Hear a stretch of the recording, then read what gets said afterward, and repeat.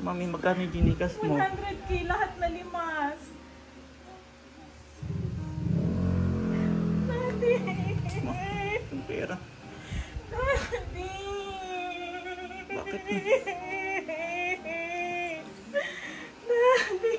Grabe, lumalaban tayo ng patas. Uy, bakit naman tayo na-scam? Daddy. Mapapanganak ko lang, Daddy. Daddy. Tawag tayo sa Gcash, Mami. Tawag tayo sa Gcash. Daddy. Mami, wala. Daddy. Wala na yung pera.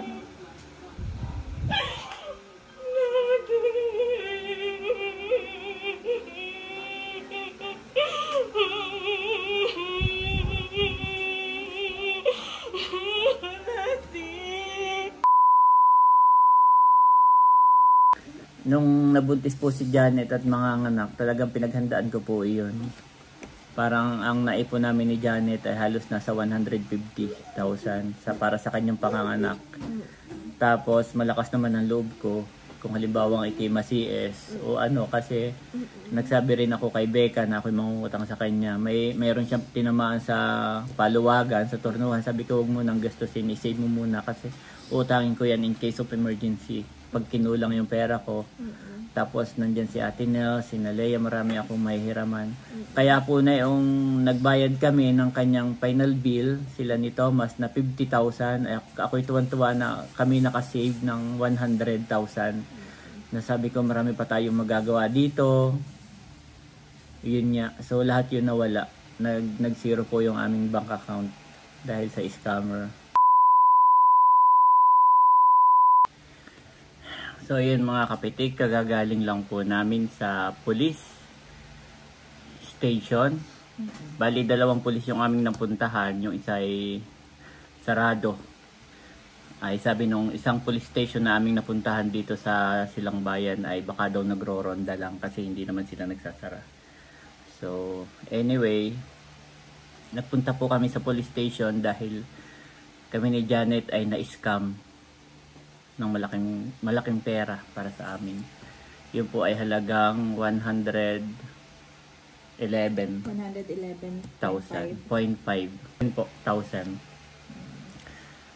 So, paano ba nangyari yon? Bali, pagdating sa mga ganyang business transaction, si Janet talaga yung hinahayaan ko na gumawa niyan. Kumbaga siya yung nag-handle nun. At nakapangalan din sa akin. Ay, nakapangalan din sa kanya lahat. So, kahapon, pagka-uwi po namin dito habang kasagsagan ng bagyo, at pagka-uwi namin dito galing sa panganganak ni Janet, ay siguro biglang may nag-chat sa kanya, no? Si Mader, yan, si nanay po, na may nagpapajikas daw na kilala naman niya. Tapos yun niya, nandun. Ay sayang daw, sabi niya, baka kaya mo na mag-Gcash, pwedeng mag-Gcash. So, si Janet naman po ay siyempre parang sa kagustuhang kumita uli, no?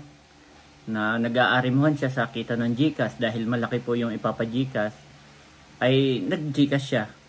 Yan. At ang ginagawa ni nanay no, hindi ay tatawag kay Janet tapos biglang papatayin pagka sinasagot na niya. Ay gawa ng nagmamadali daw nga at maraming nabili. So nilista lang niya yung number at diyan mo isalin at so si Janet po ay yun, tuwan-tuwa siya dahil yun niya. Sabi pa ay maganda dito sa inyo, dito na ako lagi magpapa-Gcash dahil mura kayo maningil kaysa sa iba. So yung una niyang pina-Gcash, Mami, ay magkano? 9,500. 9,500. So parang hindi po kami nagduda doon.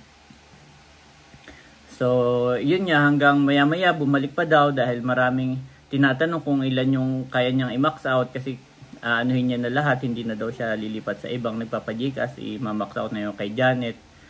So hanggang ganun guys, hanggang sa si Janet naman ay syempre kapapanganak, parang wala pa sa wisyo, wala pa sa ano. Kahit nga na yung may bumili sa amin ng lambanog at saka ng, may nagtatanong sa amin ng lambanog at saka ng suka, tinatanong kung pwedeng COD, sabi ni Janet, pwede po. Pero sabi ko, ma'am, hindi naman pwede. Kumbaga, wala pa siya talaga sa wisyo. Pagka minsan mali yung reply niya. So, nung si Mother biglang nagpa-Gcash, ay in-entertain niya kaagad. Tapos sunod-sunod. So, kahapon, magkano lahat, mami, yung napa-Gcash mo kay Mother? 111, 100 plus. So, kahapon lahat yun. So, kahapon po lahat yun nangyari. Oo.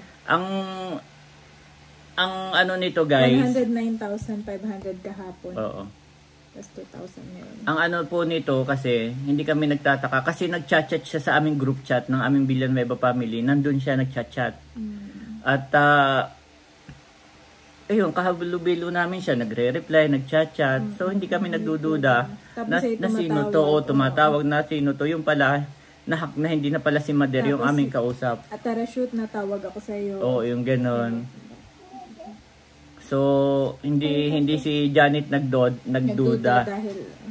Dahil si Mother po yung kanyang... At lagi ko naman pong kachat naman. Oo, close naman. Ako sa kasi nanay, close po talaga. Oo, close po si Janet saka si Mother. So, parang hindi talaga siya nagduda kahit katiting na sino ba tong kanyang kachat. Oo, at saka kami ni nanay. Talaga nanay, oo Janet. Oo, ganun.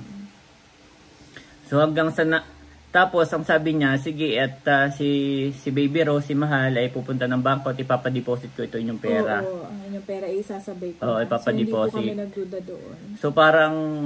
sige po, yung benta ng kabeshi at saka yung mga Gcash, ay ipapadeposit supposedly kahapon. Oo. Ay ngayon niya... Nagkataon kasi na half day lang kahapon. So, kahapon ay bagyo, walang bangko. Tapos ngayon, sarado uli kasi siguro bagyo pa rin sa Quezon. So parang kami ni Janet nagdududa na bakit ang laki ng pera, bakit si Mahal magdi-deposit, may hawak siyang malaking pera. Oo, nagduda na kami. So tapos tinatry kong tawagan si nanay kasi ang kulit niya pa rin, nagchat-chat pa rin siya. Na baka may pera pa kayo sa ibang account, i-Gcash niyo pa. Tapos makulit si nanay. Oo, hindi naman yun makulit. Medyo nagduda. So tinatawagan ko si Mother, never nasagot, tapos dinidecline yung pala, nakablock na ako kay Mother after nun. Tapos yun, si Janet kanina, yun na. Nagpa-load na ako. Tapos tinawagan na po namin si nanay via mobile number na hindi na sa... Tapos doon lang namin po siya na-contact. Ayun na, tinanong ni daddy kung nanay, magkano ang perang hawak mo? Ay, yung pera lang doon ng kabeshi. So nagtaka na kami. Sabi namin, yung Gcash. Yung Gcash. Sabi, hindi man ako nagpapa-Gcash. Ayun na po. So yun, umiyak na po si Janet. Kasi kami naman guys, maliit lang yung pera namin ni Janet. Kumbaga, maliit lang ang kita namin sa kabeshi, maliit lang ang kita namin sa suka, sa lambanog, dito sa tuyo, sa mga... At yun ay babalik pa rin namin dapat. Oo, yes, yung mga jacket, yan naman po kami porsyentuhan lamang diyan. So, lahat ng kita namin noon, na aming iniipon, lahat ng kita namin sa pagtitipid namin, hindi na ako nag-arimahan din tayo sa ibang bagay. Yes. Kasi nga mga anak ka. Kaya po nung nanganak si Janet at may natira kaming pera, talagang tuwan-tuwa siya na mag-Gcash kasi nga nag-aarimahan siya na kumita uli. Okay. So yun, parang naawa lang ako kasi nga yun lang yung meron kami na account natira after mong mga anak. Nawala pa. So back to zero po kami.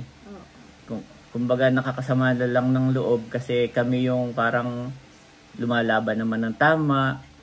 'Di ba? Hindi naman tayo nang-i-scam, hindi tayo nang loloko. Tama po yung aming mga pricing sa tindahan. Bakit tayo pa yung napili na ma-scam?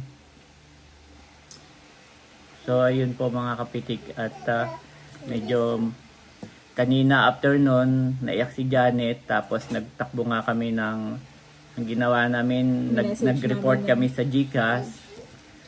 So sabi nung Gcash ay thank you. Yun niya, walang kasiguraduhan na mababalik. Pero in-advise nila na i-report pa rin namin sa police. Nagpunta po kami sa police station kanina. 2 police station niya yung amin puntahan. Tapos ang payo po nila ay dumiretso kami sa IMUS, sa cybercrime mami, no? Cybercrime unit. Yes. So yun po. ang gagawin namin ay bukas, ako na lang siguro yung babalik mami sa Imus kasi yun. Ang sabi po ay pupunta kami ng attorney at gagawa kami ng report doon, ino-notary na. Tapos saka pa namin ipapasa sa cybercrime unit sa Imus Police Station. So ganun po yung magiging process. At pinayuhan din kami na pati si nanay, si Mader ay mag-report din sa police. Dahil kung hindi, siya yung mga papagbintangan. Dahil nga account niya yon. So, yun guys. Tinawagan ko si Mader ay yung yung number na niya. Saka lang kami nagkausap-usap. Yung pa namang mga time na yun ay yun niya ang hirap niyang tawagan. Kaya kanina lang kami nagkausap. Si nanay din daw ay nagtataka na wala tayo sa contact niya. Gusto tayong tawagan ni Mader, bakit daw wala tayo sa contact niya? Yung pala po, tinanggal din kami ni Janet nung na-hack. Kaya walang nagno-notification sa kanya. Habang nag-chat po, si Janet saka si Mader, wala daw pong nagno-notification kay Mader. Kasi parang naka-restricted tayong dalawa. So, ganun po ang ginagawa ng hacker. So, kasama-sama na. So yun, nandun yung hacker, nandun sa grupo, nandun sa kay Mader, parang nakuha niya yung account ni Mader. At kailangan, pinost mo na rin sa Facebook dahil baka mamaya ay makabiktima pa siya ng iba nating mga kapamilya. Dahil nga, nasa group chat po siya namin lahat. So yun guys, nanlamig lang si Janet, tapos grabe yung kanyang iyak talaga naramdaman. Kasi po marami kaming plano doon sa aming pera na yon. Pwede kami magpag-gate para dalawa na yung baby namin, hindi biglang tatakbo. Opo. So ngayon wala lahat yung ating kami nung una tuwan-tuwa dahil konti lang yung nagastos natin sa yung panganganak. Pero yung pala after nun mawawala lahat. Yan, back to zero po kami ni Janet. Pero ganun pa man, kami naman po yung nag-pray na kay Lord para palakasin na huwag kang makaranas ng yung mga depression. Kasi po si Janet, iba na talaga yung isip kanina. Yung kanyang depression, yung mga postpartum depression. Yes, kasi po may pa siya, kapapanganak pa, iba pa talaga yung kanyang emotion. Kaya yun guys. Salamat pa rin po sa mga bumibili ng aming mga product, kahit maliit lang yung aming kita ni Janet. Salamat po. Ay unti-unti maibabalik natin yun. Oo, sabi nga ni Daddy kanina, Mami, okay lang yun. Pera lang. Pero malaki pa rin. 111,500 pesos. Yan. So yun lang guys, kaya wala kaming upload ngayon. Siguro ito na muna. At ayun, salamat po sa inyong lahat. So, sa aming part, meron kaming pagkukulang si Janet dahil minsan hindi ko talaga siya pinapakialaman. Siya lahat, yung transaction. Ako ang naka-assign sa pagbibideo, pag-post process, pag-i-edit, pag-iisip nung anong gagawin natin na content. So, kami pinaghati. Pagdating naman sa mga ganyang transaction, account niya, pasok lahat sa kanya. So yun yung pera namin talaga nasa kanya, naubos, nalimas. So yun. Wala nang pang-Jollibee si Andres. Pero we're thankful. Nandito pa rin tayo, buo. Buo kami ngayon. Pera lang yung nawala sa atin, Mami. Pinangawakan ko yung verse, Proverbs 3:5-6 na trust in the Lord with all of your heart and lean not on your own understanding. In all your ways, acknowledge Him and He will make your path straight. So alam po namin na itong mga nangyayari ngayon, hindi man namin alam kung bakit nangyari, pero si Lord yung magbibigay sa amin ng kalakasan at siya yung magbibigay ng solusyon po sa amin. Nung nabuntis po si Janet at mga anak, talagang pinaghandaan ko po iyon. Parang ang naipon namin ni Janet ay halos nasa 150,000 para sa kanyang panganganak. Tapos malakas naman ang loob ko kung halimbawa ikay ma-CS o kasi nagsabi rin ako kay Becca na ako'y mangungutang sa kanya. Mayroon siyang tinamaan sa paluwagan, sa turnuhan. Sabi ko, huwag mo nang gastusin, i-save mo muna kasi utangin ko yan in case of emergency. Pag kinulang yung pera ko, Tapos nandyan si Ate Nel, si Nalea, marami akong mahihiraman. Kaya po na yung nagbayad kami ng kanyang final bill, sila ni Thomas na 50,000. Ako'y tuwan-tuwa na kami nakasave ng 100,000. Nasabi ko marami pa tayong magagawa dito. Yun nga. So lahat yun nawala. Nag-zero po yung aming bank account dahil sa scammer. Yes. Lahat ng aming pinag-ipunan, pinagpaguran, na yung pagbili namin ng suka sa probinsya, pagsasalin, pagbili ng pamamalengke, yung pagbili ng mga sili, yung pagre-repack natin ng mga tuyo, yung lahat po yun nawala. Nagkautang pa kami. So, anyway, babayaran naman namin syempre yung aming supplier ng jacket. Nandito pa naman, nakalista naman po yung lahat. So, yun lang guys. Salamat. Sana po umorder pa rin kayo dahil kahit na maliit iyon. Kung ano man, kung magkano man, eh malaking bagay po siya sa amin. So, thank you po. Yeah. So, yun. Salamat. Thank you po. Trust in the Lord with all your heart and lean not on your own understanding. In all your ways submit to Him, and He will make your path straight. Proverbs 3:5-6 NIV.